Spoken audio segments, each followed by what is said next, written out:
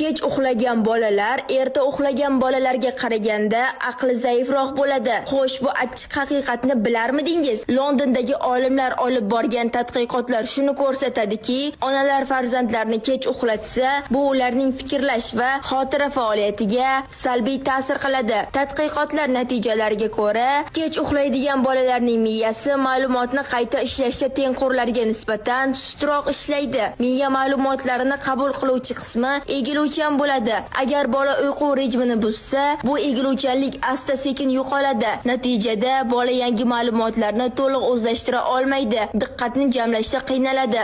Olimlar ta'kidlaydilarki, bolalarni vaqtida uxlashi nafaqat xotira, balki umumiy aqliy rivojlanish uchun ham muhim omildir. Shu sababli onalar farzandlari uchun muntazam uyqu tartibini yo'lga qo'yishlari zarur. Ushbu xabarni bolasini vaqtida uxlatmaydigan tanishlaringizga yuborib, ogohlantirib qo'ying. Zero ogohlik davr talabi.